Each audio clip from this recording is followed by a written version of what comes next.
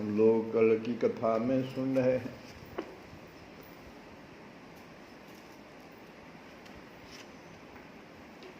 कि भगवान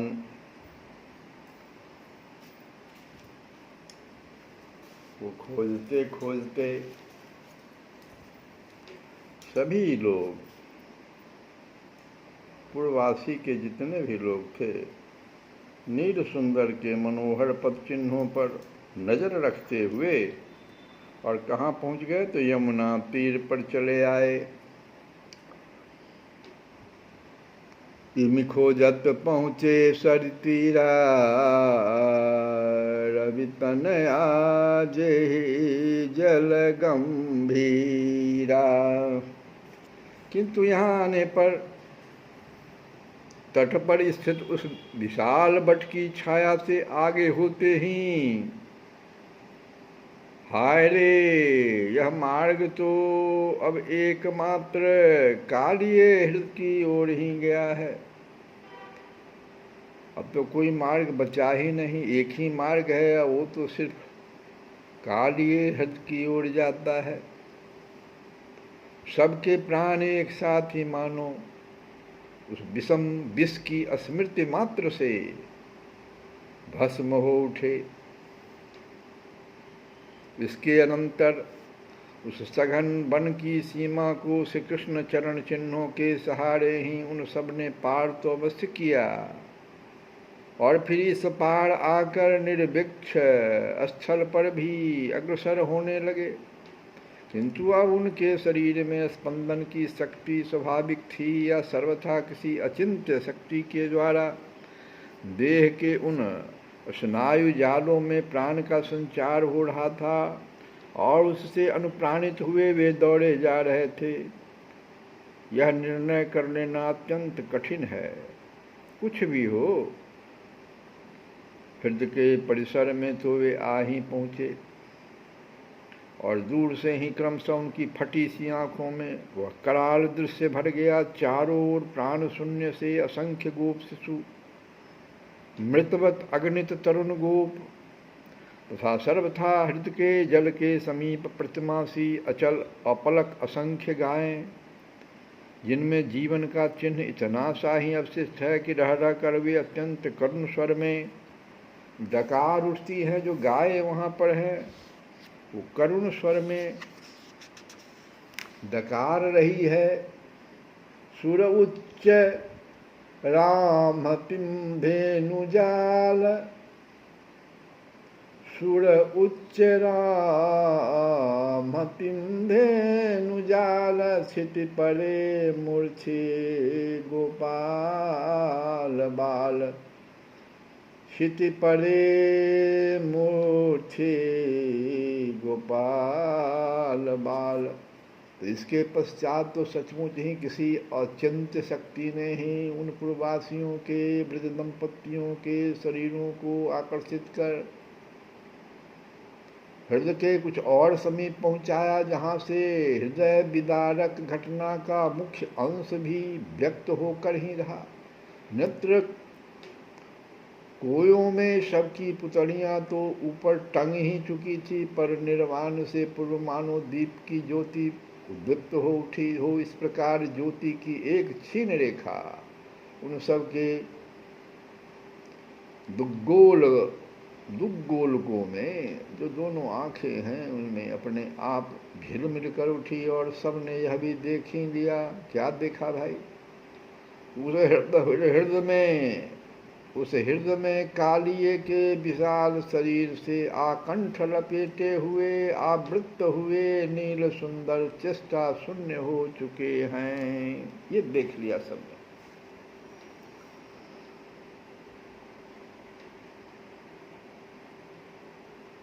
बहम दृष्टि परे बनमाली,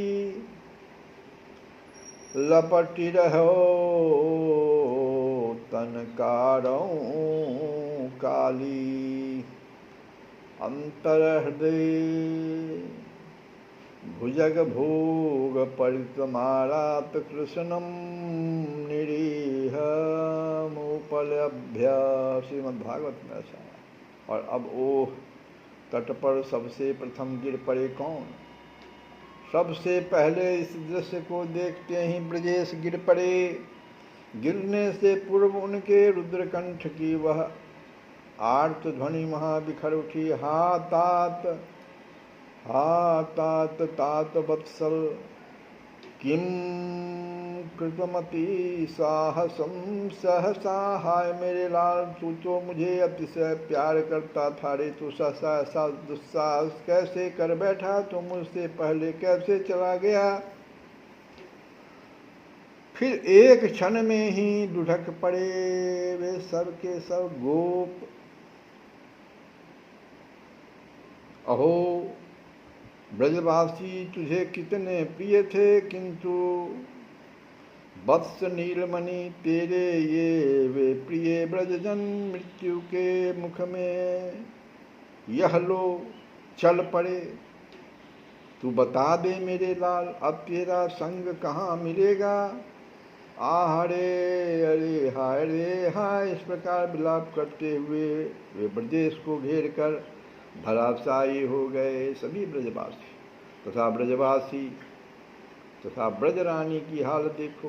ओह, मूर्छा के लिए भी उनकी अपरिसीम वेदना का भार सर्वथा असह्य। वे तो हृदय के परिसर में आकर न जाने कितनी बार गिर चुकी हैं, पर उनको स्पर्श करते ही वेदना की ज्वाला में मूर्छा स्वयं जलने लगती है, छोड़कर भाग खड़ी होती है।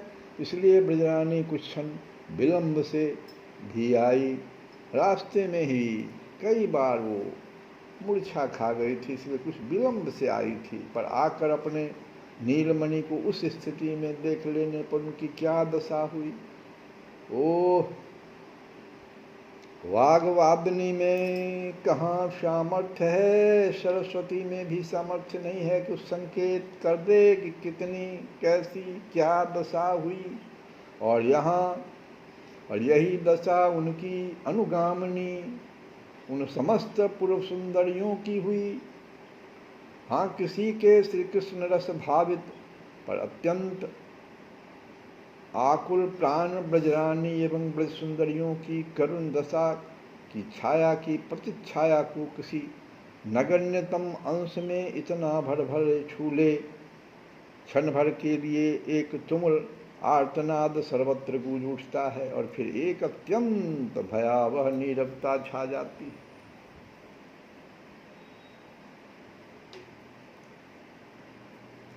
देखो, भगवान के भजन में ये सब लोग भजनानंदी थे, तो देखो क्या हालत कर लिया इन लोगों ने, भगवान के बिना रह नहीं सकते।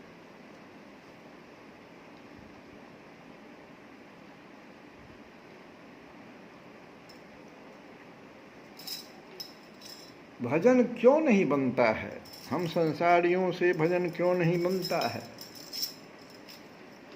तो एक बड़ा सुंदर भजन मलुकदास जी महाराज गाए थे कि खट्टा मीठा भोजन चाहिए, मन सैलानिया रहता है हमेशा, मन सैलानिया मतलब विषयों में रमता रहता है। भजन कैसे बनेगा। खट्टा मीठा भोजन चाहिए और मीठा पानिया, चावने को पान चाहिए और पीक दानिया। ओ भजन बने ना तोड़ो मन सैलानिया, भजन बने ना तोड़ो मन सैलानिया, मन सैलानिया, मन सैलानिया। कैसे भजन बनेगा। सेज तो तुरंगी चाहिए, सेज तो तुरंगी चाहिए, रूपवंती रानिया।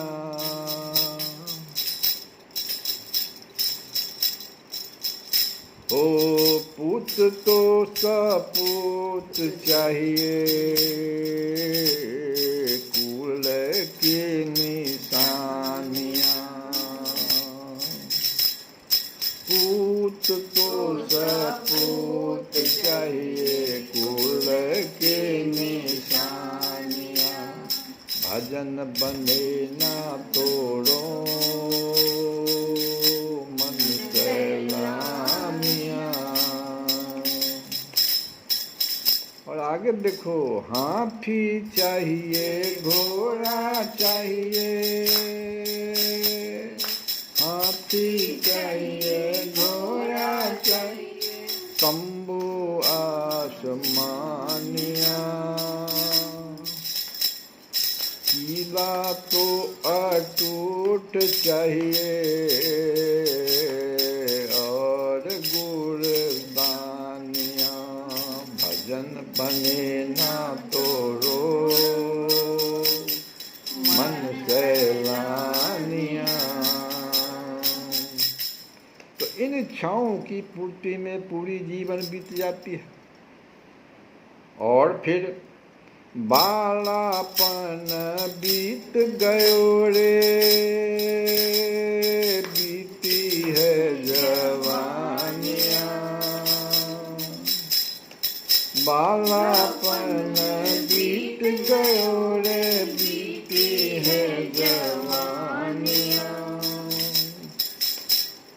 बैरी बुढ़ापा आयो, बैरी बुढ़ापा चढ़ी आयो, लागी खिंचतानिया, लागी खिंचतानिया। भजन बने ना तोड़ो, मन सैलानिया। कहत मलू के दास, कहत मलू के दास, छोड़ दे तू पराई आस, छोड़ दे तू पराई आस, छोड़ दे तू झूठी आस। सब झूठी, ये सब बातें जो है झूठी सैलानियाँ हैं, पराई सैलानियाँ कहते हैं मलुकदास जी। सब रहने वाला नहीं, क्योंकि बैरी बुढ़ापा तो आएगी ही, और जैसे आएगी तो लागी खींचातानी। क्या खींचातानियाँ करने लगे? एक तरफ मन होगा कि सब चीज़ जो हम लाए सो, एक तरफ मृत्यु के तरफ रोग, खींचातानी शुरू हो जाएगा।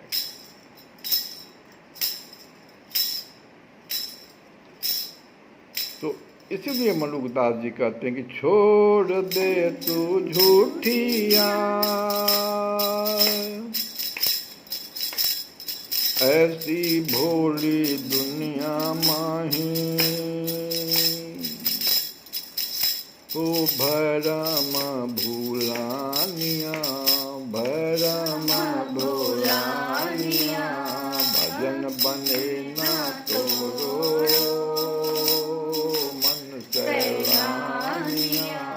भजन बने ना तोड़ो, ओ मन सैलानिया। तो इस प्रकार से सारे जितने भी ब्रज के, क्यों देखो सब के सब मूर्छित हो गए। भजन जो बन रहा था उनसे, उनका मन जो है किसी दूसरे चीज में लगा ही हुआ नहीं था। और यह सत्य है, कदाचित अचिंत्य लीला महाशक्ति की योजना से नाग परिवेष्टित नील सुंदर के उन मनोहर कर्ण कुंडलों में रह रहकर पर्याप्त कंपन न होने लगता। सर्प कुंडली का आवरण रहने पर भी न जाने कैसे नील सुंदर की बनमाला उनके पीतपट की आभा व्यक्त न होने लगती। जैसे ये लोग आए, अब भगवान की लीला शक्ति शुरू हो गई, उनका कर्ण कुंडल रह रहकर हिलने लगा। नील सुंदर की बनमाला जो थी उसमें से आभा पीत पट की आभा व्यक्त होने लगी तथा प्राण तंतुओं के सहारे इनसे जुड़े हुए पूर्ववासियों के ब्रज दंपत्ति के हृदय पथ पर ये प्रतिबिंबित न होने लगते तो उनके हृदय के तट पर छाई हुई यह नीरवता समस्त ब्रजपुर के महानिर्वाण में परिणत हो जाती। भगवान बचा लिए सबको, कह देखो मैं जिंदा हूं अभी देख लो। किंतु वह लीला क्रम है जो नहीं, इसलिए सबके हृदय तल में अमृत विष दोनों का ही युगपत संचार हो रहा है। एक ओर से प्रवाहित हो रही है नील सुंदर की रूप सुधा तथा दूसरी ओर से भरी जा रही है कालिये की करालता। झुकी रहो मुकुट मंजुल अमोल, कच बिथुरी श्रवण कुंडल बिलोल, शुभ बक्षमाल उड़धी दिखाई, कटिकस्यो पीत पट दृढ़ सुभाई, सवयंग नाग लपट्यो प्रचंड जनु सघन घटा मिली घन घमंड।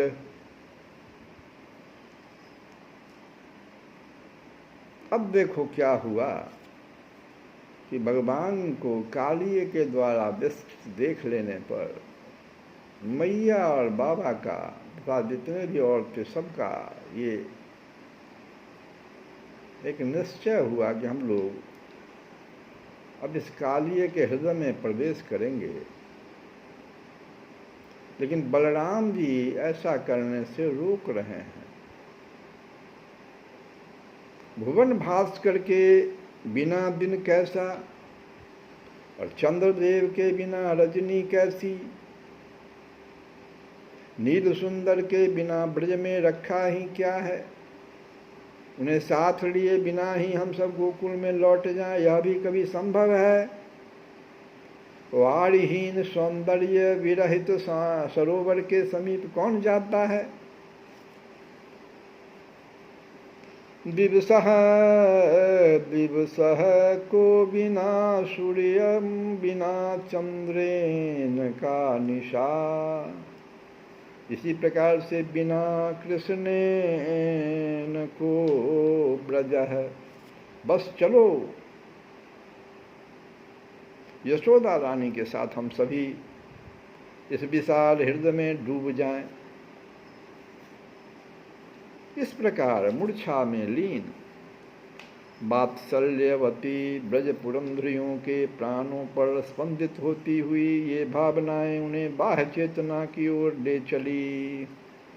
और इस कथा को हम लोग कल सुनेंगे।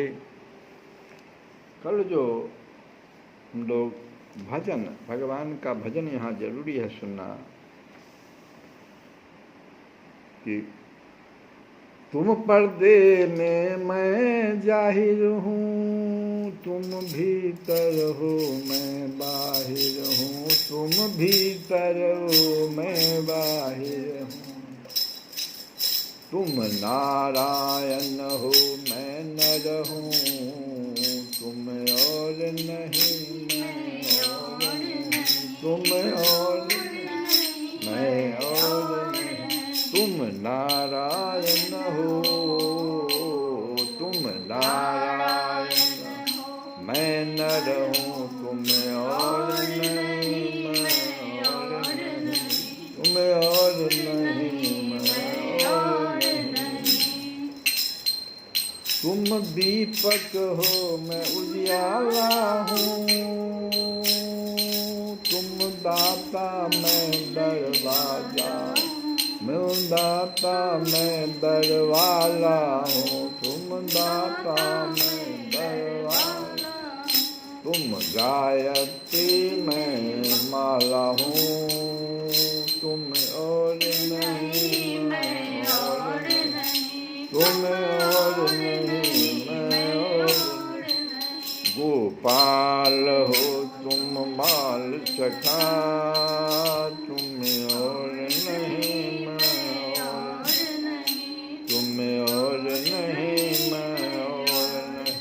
मैं बालक हूँ तुम मातु पिता, तुम और